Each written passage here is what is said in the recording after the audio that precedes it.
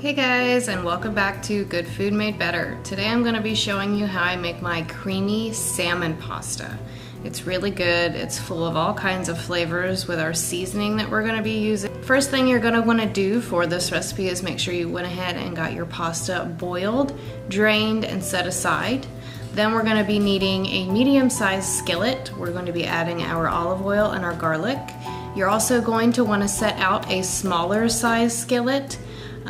We will be using the smaller one to make more or less a roux and our sauce in it. Alright, so if you guys are ready, I'm ready. Let's go!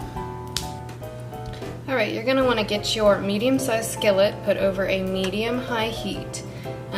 Once this gets warm enough, we're going to be adding in our minced garlic, and we're going to let that cook for about 1 minute to 2 minutes. You don't want it to brown, you don't want it to get crispy, it's just going to release the garlic juices. Add in our garlic. Maybe 1 to 2 minutes. After this is cooked for about 1 minute to 2 minutes, you can smell it. Once you smell the garlic, you know it's time to move on to the next step. Okay, so our garlic is nice and fragrant, so that's our go-ahead to add in our salmon. So you want to go ahead and throw that in there. You just want to cook it 5 minutes over medium-high heat until it starts to get tender. So you want to make sure that you do stir it. Stir it lightly though, you don't want, like I said, to break your salmon up too much. And then we'll be back to make the roux. Moving on with our roux, we have our butter. We're going to go ahead and put that into a pan over medium heat. We're going to let that melt. Once it melts, we're going to be adding in our flour. Our butter is melted. So now what we're going to want to do is we're going to add in our flour. And you want to use a whisk for this because sometimes the flour will lump up after you measure it and after you have already sifted through it. So use a whisk, it helps break up the clumps a little bit faster. Okay, we're going to let this cook for a couple minutes until it starts to get really bubbly and starts to brown a little. Our salmon has finished cooking over here. It's done, so I took it off of the heat so it would not get overcooked. Alright. This looks just about right, and it does start to thicken too. It is a little thin at first. Alright, so let's go ahead and add in our milk and our cream to our butter and our flour. I went ahead and put them in the same bowl because they're going in at the same time, so we don't really need them separated. And then you're going to use your whisk again, and I do prefer a whisk because it, like I said, it helps break up the chunks. And you want to keep cooking this. It could take anywhere between 5 to 10 minutes. And once it thickens, you're going to want to take it off of the heat. Be back when this is thickened.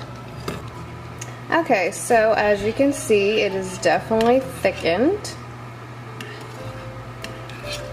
So now we're going to be ready to add in our salmon seasoning and our Parmesan cheese. But I do want to give you a picture for the seasoning so you know what you're looking for at the grocery store. This stuff is amazing. It's Chef Paul's Magic Salmon Seasoning. And it works really good on more than just salmon. It works great on chicken. It works well on beef. Alright, so what we're going to want to do is we're going to want to add that in there. And our cheese. Okay. Now we're going to go ahead and give that a good mix. Get it all stirred together. And if you want to, if you want more of this salmon seasoning flavor throughout the whole entire dish, I mean it's already in the sauce, but if you want it more on the salmon, you can put it on the salmon and a little bit in the sauce. You don't want it to be too overpowering flavor-wise. Alright, so there we go. That's all mixed up. Now we're going to be adding this in with our salmon, and then we're going to throw in our pasta and we're going to mix it up. So let's get to it. So we're going to add this in there. Try to get as much of that wonderful sauce as you can out of your pan. You can just see how stringy it is because of that cheese. Okay, let's go ahead and get rid of our whisk. So we're going to be using pasta. If you don't want to use this pasta, you're more than welcome to use like a fettuccine or even penne pasta. Works really well with this one too. Use our spatula and just kind of mix it up. Alright, well there you have it. There's the creamy salmon pasta. It's really wonderful. Make sure you sprinkle some extra Parmesan cheese after you've gotten it plated, or if you just want to leave it in the skillet, that works too. I hope you guys enjoyed this recipe as much as I do, and I want to thank you again for watching, and I'll see you next time. Bye!